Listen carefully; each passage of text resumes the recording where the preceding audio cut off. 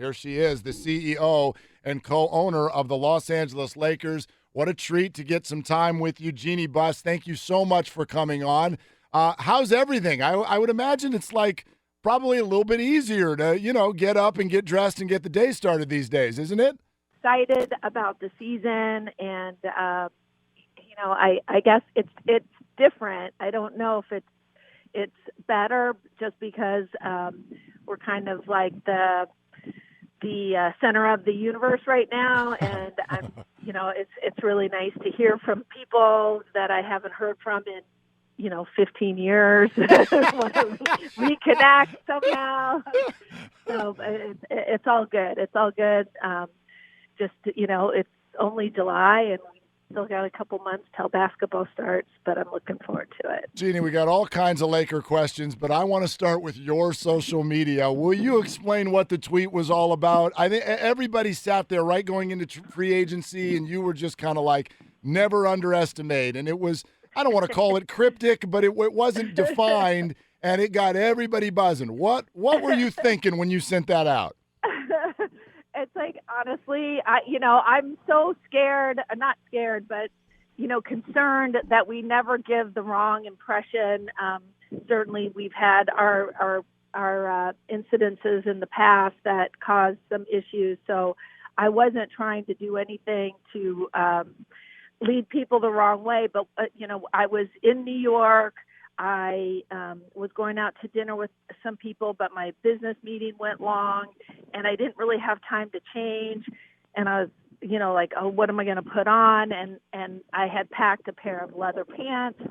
And when I took the leather pants out of my suitcase, leather pants don't wrinkle. And so I just kind of was so happy I had my leather pants, and I started this tweet that said, don't ever underestimate the power of leather pants, to, go from day to night in New York.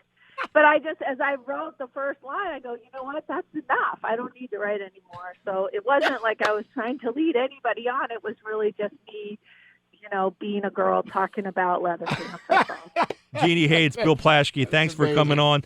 That's the That's the greatest story I have heard about the LeBron. That is the single greatest story I've heard. Incredible. But Jeanie, the reason you are so loved in this city, I think, is you have really followed your father's vision. And I get chills saying that because I loved your father, as everyone did, and I love what he did for this town. And it seems like you are really following in exactly the way he would do it and the way he would want to do it. How important is that to you? Bill, it's I'm glad that you say that, because really, that's all I know is what my father taught me, and, what I learned working in this business for over 30 years. And I'm just doing exactly what it is that I understand. And when I sat down with Magic Johnson, he and I see things the same way, because basically Dr. Buss, taught Magic what he knew as well. And so we kind of see things the same way. And that's what makes it so wonderful to go to work with him every day, because we're of the same mind. And if you can find a situation in work, in your professional life, where you can work with people of like mind, that is the best place to be.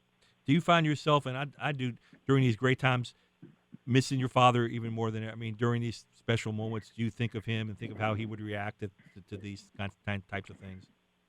It's actually, I feel closer to him. So it's not that I miss him more. I feel closer to him. I know he would enjoy, the fact that the Lakers have signed, the best player in the NBA.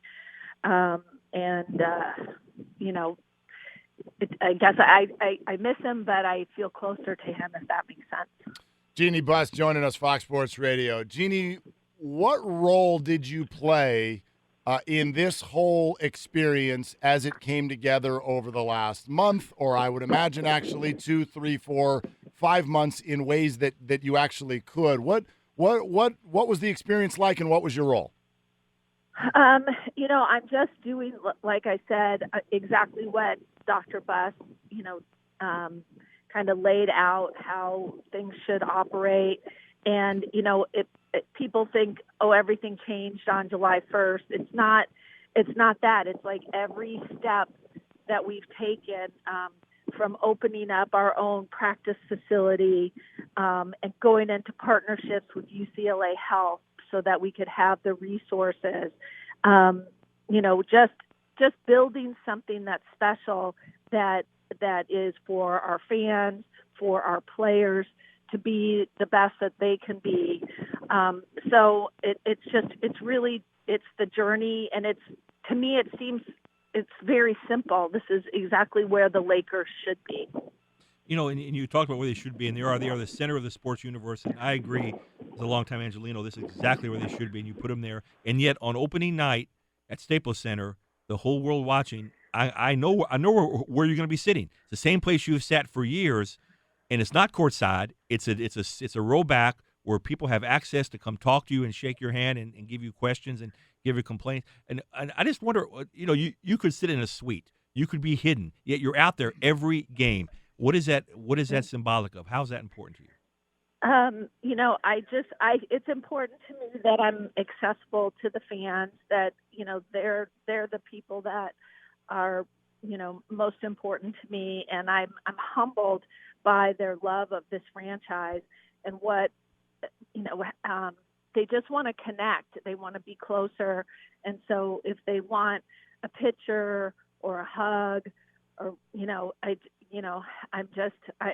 I'm blessed to be in this position, and I'm happy to be able to give that to them. Jeanie, there's an interesting dynamic with someone who is as large as LeBron James, and there have been so many big personalities with the Lakers over the years, of course, and for some reason, there is this dynamic that exists for some fans who feel very, very loyal to Kobe Bryant, and even though he has publicly said this is wonderful, there are people that somehow feel like this threatens his legacy or something. I'm sure you know about the defacing of multiple LeBron James murals that have gone up in L.A. What would your message be to those fans who somehow feel threatened by this?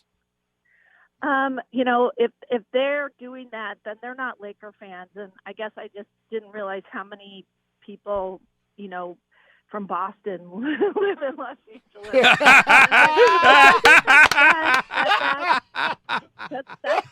That's not a Laker fan, and that's not what Laker fans stand for. And talk about Kobe's legacy. No one will ever touch Kobe's legacy for what he did with the Lakers, the fact that he stayed with this team for 20 years and won us 5 championships.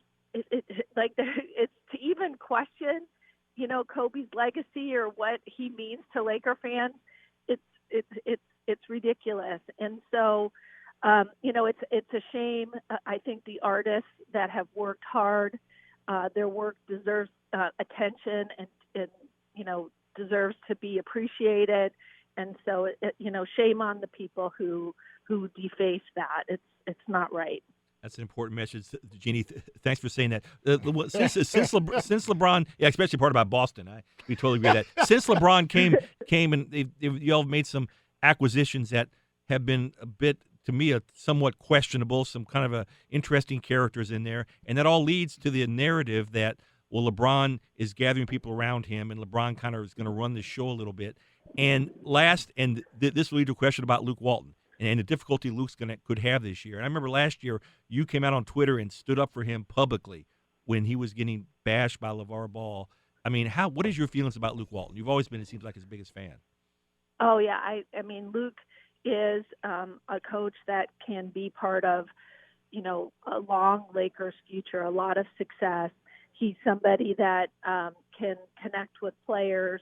I feel, really, really good about, what, the team that he has and how the kind of offense that he's going to run with this team that has been put together.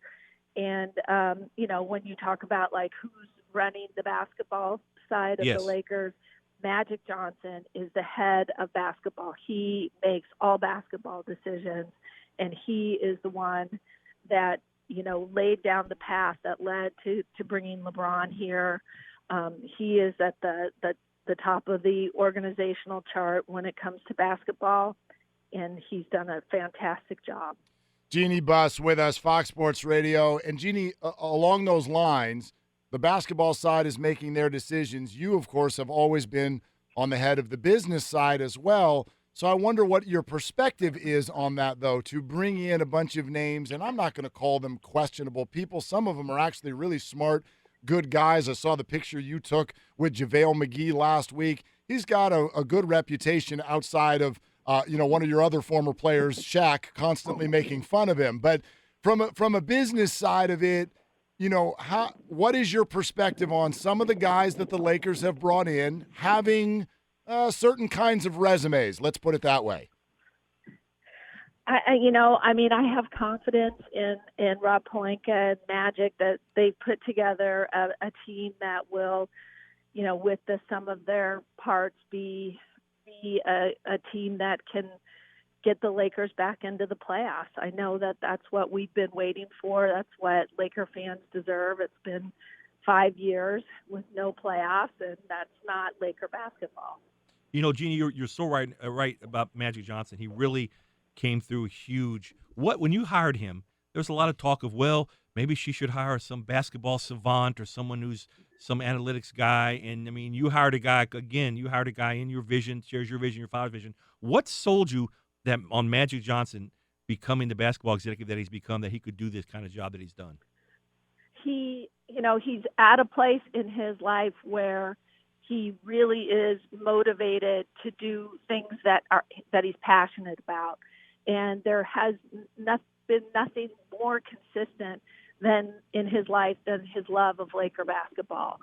And, when you have somebody that has that as their agenda, making the Lakers great, that's the people that I want to be surrounded by.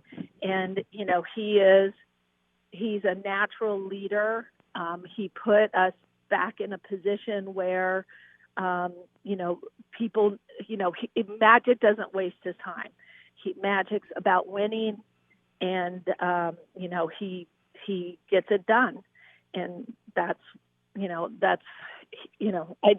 knew that if he had the time and he wanted to do it, which is what he said to me a year ago, January, that the Lakers were the most important thing to him outside his family, and that he wanted to make the Lakers great again. I knew that he and I had the same agenda, the same desire to see the Lakers back on top. You were right.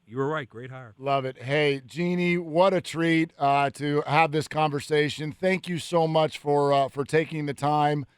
Jill says hello, by the way. Wonderful to hear your voice. And thank you. I definitely will. Thank you so much. Thanks, Jeanie. Thank you. See you. Take care, guys.